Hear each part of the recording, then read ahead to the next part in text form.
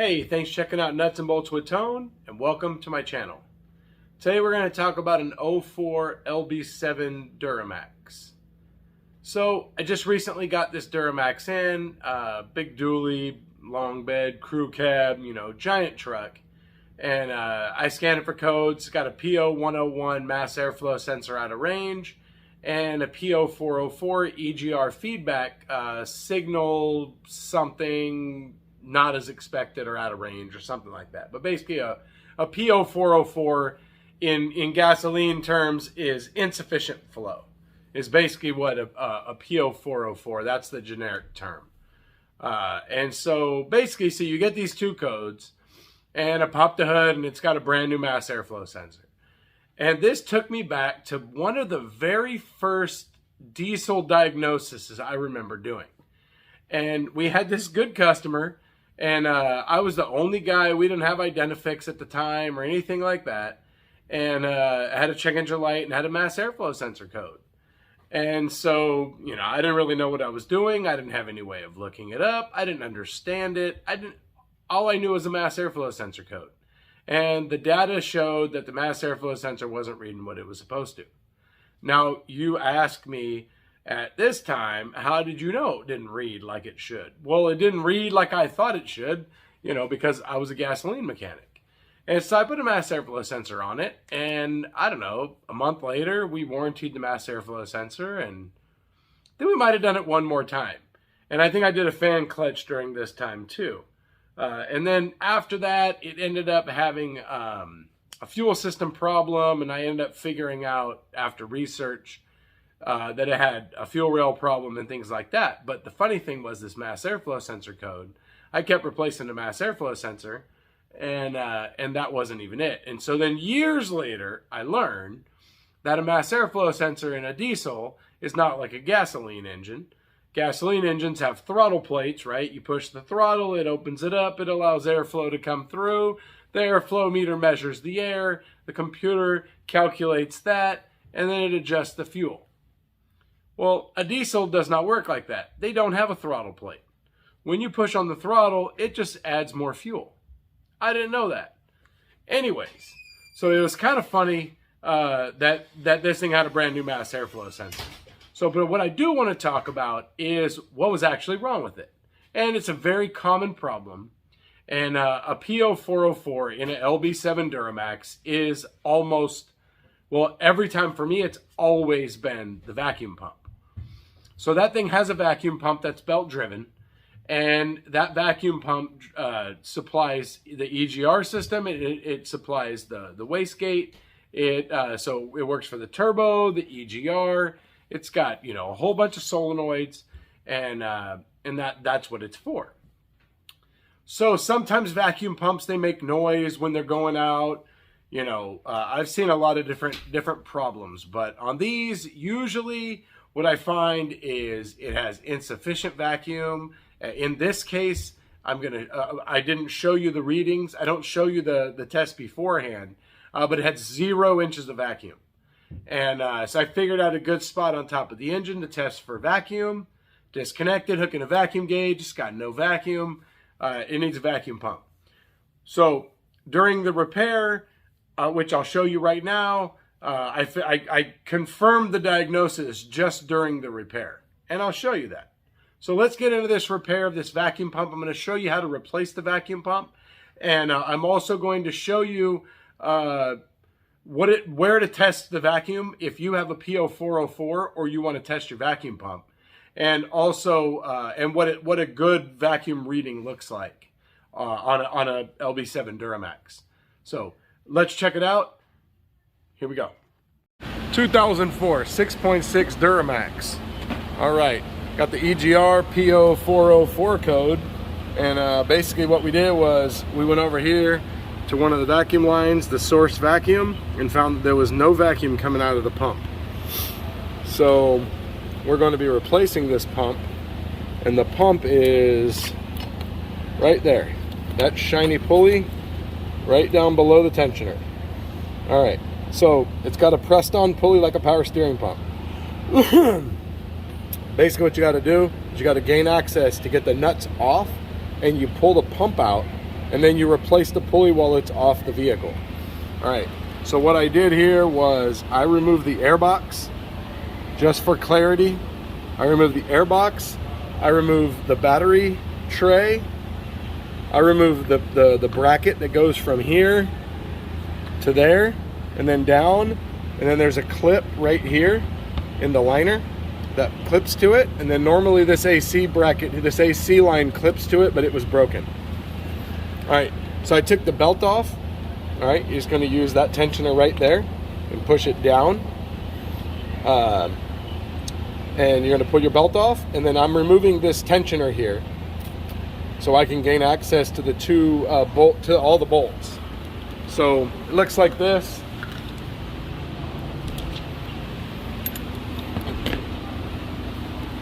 So here's the new pump.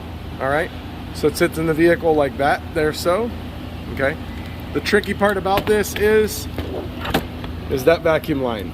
Okay, you can't get to it, so you got to pull the pump out and then get the line off, and then put the line back on, and then secure the pump. So here's the pump here, minus the pulley. We're going to unbolt this. It's 3 studs in the engine that go through here, and 3 nuts that hold the pump on. So we're going to reach back there, get these nuts off, and get this out, and let me get to it, and I'll show you some more. Okay, a couple things I forgot to mention. All right, so I took off this the air intake tube here.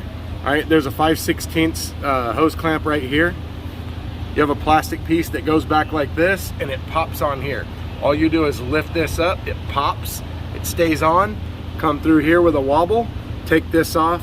All right, so I took this off, and I took the nut off, the hose clamp off here at the other end of the air intake tube.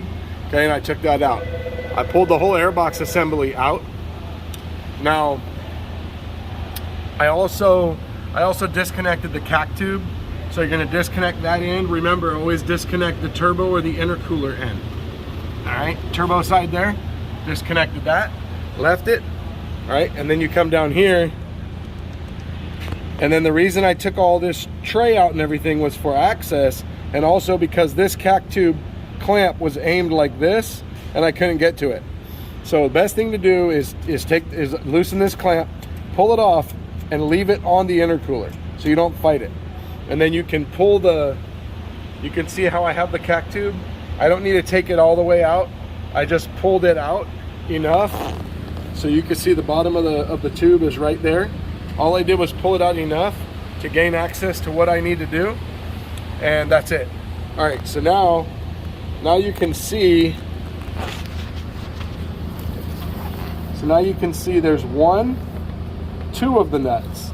The other one is on the underside. All right, so I'm gonna have to come in from underneath.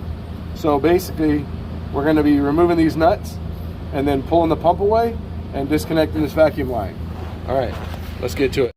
Okay, so the next thing you're gonna wanna do is you're gonna take the wheel well out, all right?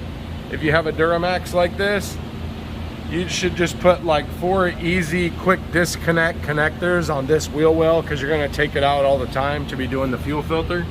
Super easy right there, there's the fuel filter. Get to the water in fuel sensor. This one needs a fuel filter housing. So anyways, so there you go. Take this wheel well out and roll it. All right, so the next thing you're gonna wanna do is right here is a belt deflector or whatever. All right, it's got 2 bolts. They're like 10mm or probably 3/8. All right, my 10 took them out, but I think they were 3/8. Just unbolt this, get this out of the way. And then you're gonna come from underneath like this, and you're gonna have to get into the nut that's on the underside of the pump and crack it loose, and then unthread it. And then we're just gonna undo that last one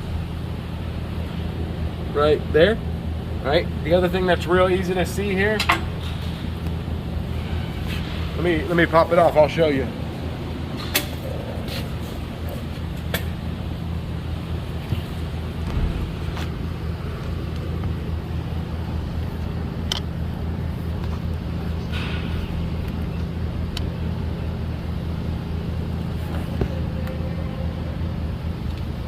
Trying to figure out a way to light this up so you can see it. All right, so right here is your vacuum line. we're just going to pop that up. Okay. While you're here, if you came here for a P0404 or any other code related to vacuum, you want to test this while it's off. So go up top and find the source vacuum port that you have,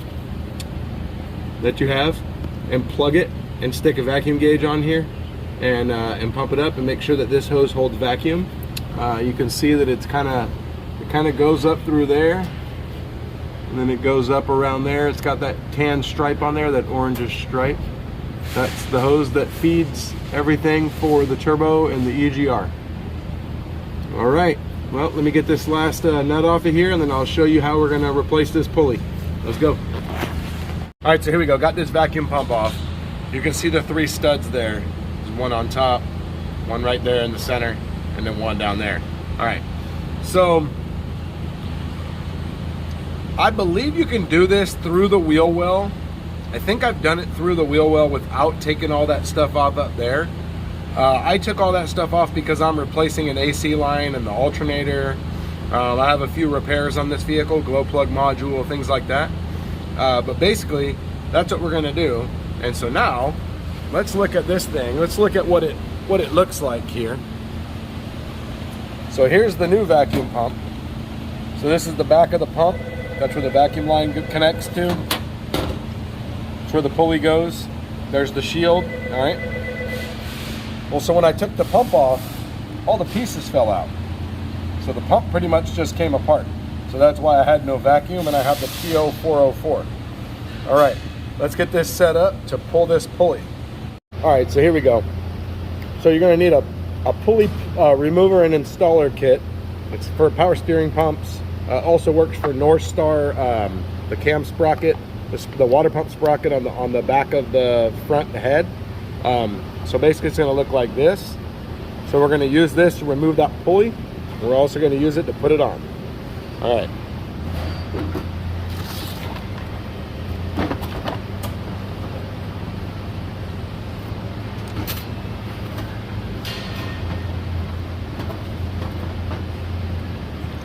So you're gonna have this tool right here, and it's got 2 different sizes. Now there's all different variations of this tool. This is how mine works.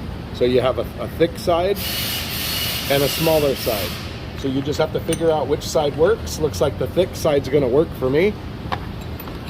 So you're gonna take your shaft, put your pin in, okay? You're gonna thread it into here. Actually, you're gonna thread it into here. All right, so it's like that. You don't want it sticking through. You're gonna set this in between the 2 pieces. Then you're gonna drop this ring on, which is gonna seal it up. Now, you're gonna screw this center in until it stops, all right? And so now, basically these tools are holding onto the pulley. This nut is captured by these 2 pieces here. You need well, in this case, I need a 1-inch wrench to hold it and a 1/2-inch drive to take it out.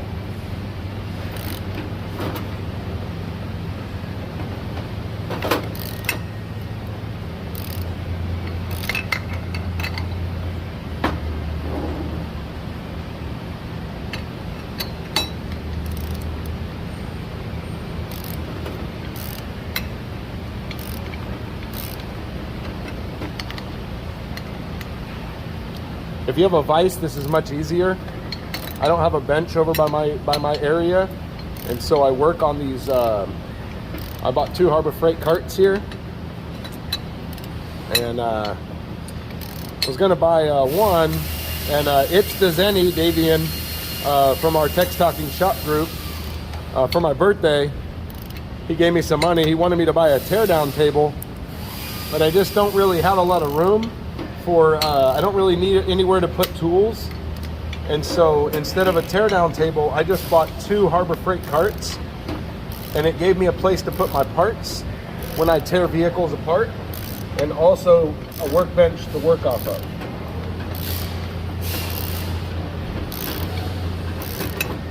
So the pulley is pulling now. It's just about off. gonna pop in just a second.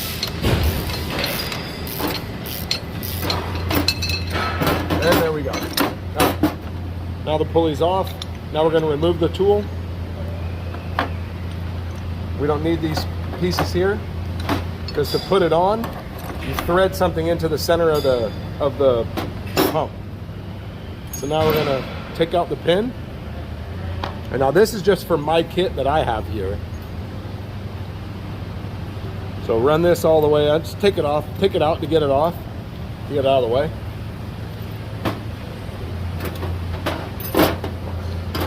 Now we're going to take the new pump.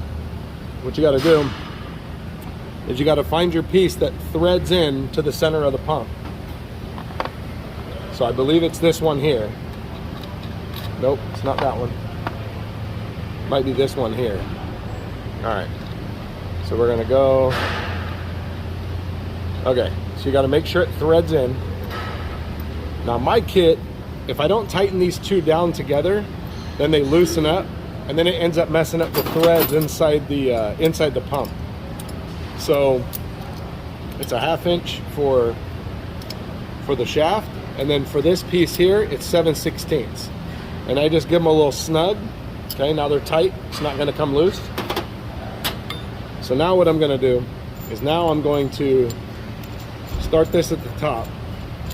All right. Now you need this piece here, and this piece is to keep the pulley to where it stops, where it's even. You got to be careful, because the pulleys, they can thread themselves too far, and then you end up with the shaft sticking through too far. So what we do here, and power steering pumps are the same way. So we're going to put this piece on here like that. Now we're going to thread this in until it bottoms out. So keep all these pieces up above the pump. So thread this in. Okay. Then you want to give it a little tug to make sure it's on all the way. And then now we're going to thread this on. So now it's going to go a little bit different than removing it.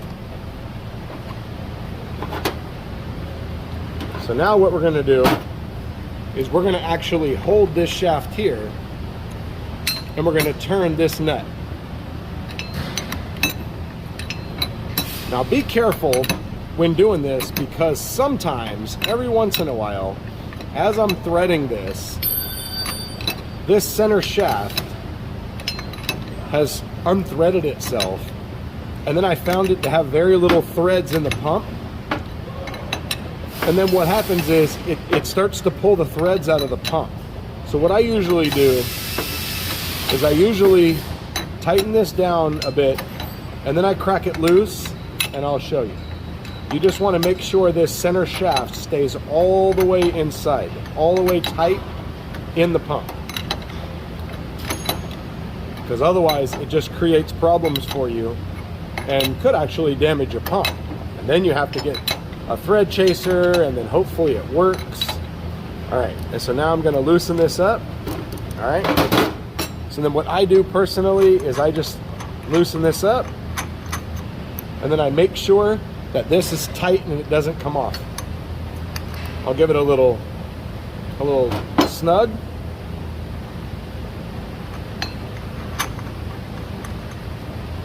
I'll run this back down.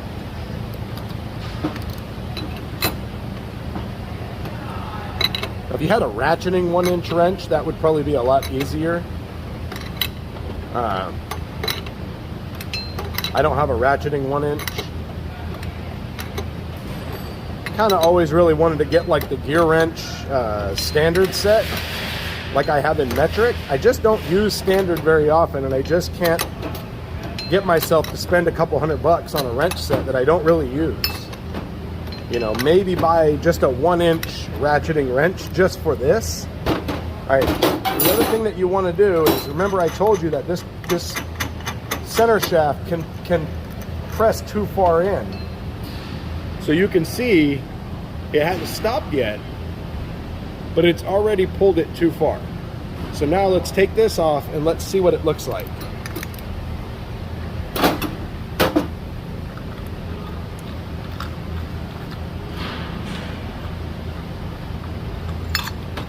The way this is designed is with this piece right here, it's not supposed to allow that shaft to pull out too far, but it can still do that. So in this case, you want it to be flush. And so it's not flush. So now I'm gonna have to pull it just a little bit. It's probably still okay, but I don't want to take any chances. So now what I gotta do is now I gotta loosen this up. Remember I told you I tightened this shaft so they don't come loose. So now I need to take this off, put this back in my kit. All right, don't need this piece anymore because now I'm pulling the pulley. Put your pin back in. All right, you got to run this all the way up. Again, same as before.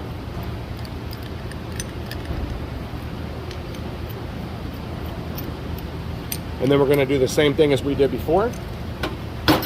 Now we're going to set the pump here.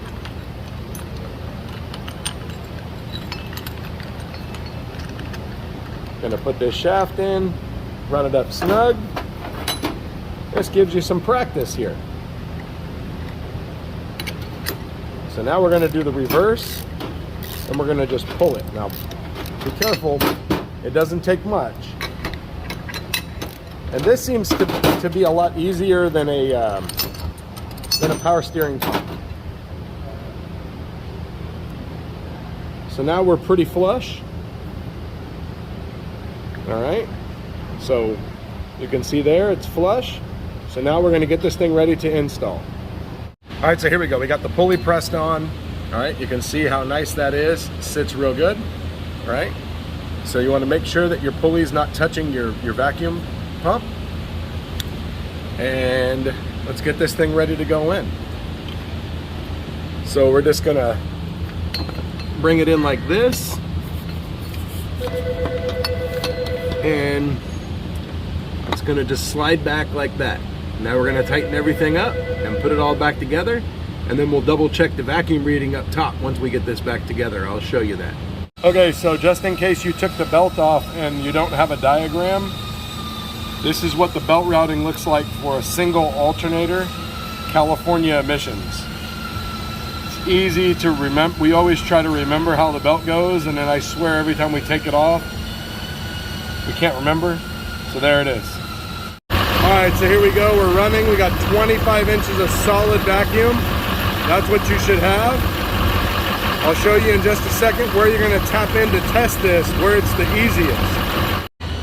Okay, so if you have this P0404, it's kind of a pain to test vacuum on this thing because you're not gonna go to the pump.